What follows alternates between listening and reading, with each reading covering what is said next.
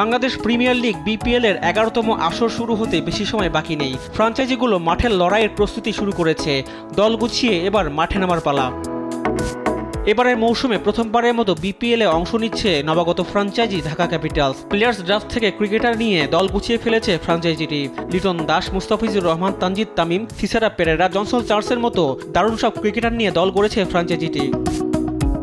BPL এ এতগুলো আসর পেরিয়ে গেলেও জাতীয় দলের জন্য ভালো কোনো ক্রিকেটার বের হয়ে আসেনি। ঢাকা ক্যাপিটালসের সিইও আতিক ফাহাদ জানিয়েছেন, তার দল থেকে যাতে জাতীয় দল উপকৃত হয় সেজন্য দলের বেশ কয়েকজন তরুণ ক্রিকেটার দলে নেওয়া হয়েছে। আমাদের স্কোয়াড খেয়াল করলে দেখবেন আমাদের ওখানে অনেক জুনিয়ররা আছে, তো সেই সব জুনিয়র প্লেয়ারদেরকে আমরা নিয়েছি এই কারণে যাতে সিনিয়র প্লেয়ারদের সাথে এক্সপিরিয়েন্সগুলো শেয়ার করতে পারে, ওনাদের থেকে শিখতে পারে, পরবর্তীতে যাতে ওনাদের নিজেদের পারফর্ম করার ক্ষেত্রে বেস্ট আউটপুটটা ওনারা বের করে নিয়ে আসতে পারে। ঢাকা ক্যাপিটালসের সিইও জানান, জাতীয় দল এবং বাইরের অভিজ্ঞ ক্রিকেটার যারা প্রত্যাশা পূরণ করতে পারেননি তাদের দলে নেওয়া হয়েছে যাতে পারফর্ম করে আবার আত্মবিশ্বাস ফিরে পেতে পারেন। মানুষ যাদের উপর আশাহত হয়েছে তাদেরকে নিয়ে আমরা অনেক বেশি আশাবাদী। সেটা সাব্বির রহমান হতে পারে, সেটা লিটন দাস হতে পারে, এক্স ন্যাশনাল প্লেয়ার যারা আমাদের টিমে আছে তারা হতে পারে। কারণ আমাদের এখানে প্ল্যানই তো আছে যাদের প্রতি মানুষ আশাহত হয়েছে ওনারা যাতে ওনাদের বেস্ট আউটপুটটা দিয়ে আশা ফিরিয়ে নিয়ে আসতে পারে।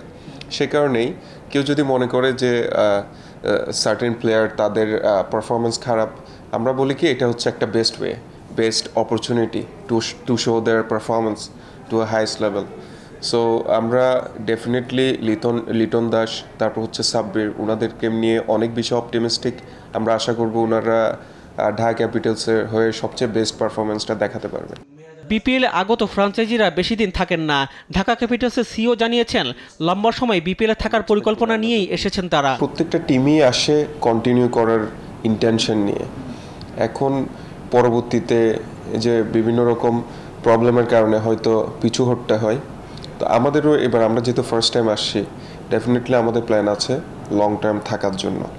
সে কারণেই আপনি দেখবেন আমাদের প্রত্যেকটা মার্কেটিং টুল বলি বা আমাদের এঙ্গেজমেন্টের বিষয় বলি, সব কিছুতে আমরা খুব চেষ্টা করছি একটা স্ট্যান্ডার্ড একটা ব্র্যান্ডের দিকে নিয়ে যাওয়ার জন্য। তো ডেফিনেটলি এটা তো স্বল্প সময়ের কোনো একটা বিষয় না। তো আমাদের লং টার্ম প্ল্যান আছে। এখন বাকিটা বিসিবি আমাদের সাথে সিনক্রোনাইজেশন, আমাদের ওভারঅল বিষয় সব ঠিকঠাক থাকলে ইনশাল্লাহ আমরা বেশ লং টার্ম ধরে থাকবো। ঢাকা ক্যাপিটালস দল নিয়ে আশাবাদী দলটির সিইও আতিক ফাহাদ। রিফাত আঞ্জুম, দেশ টিভি, ঢাকা।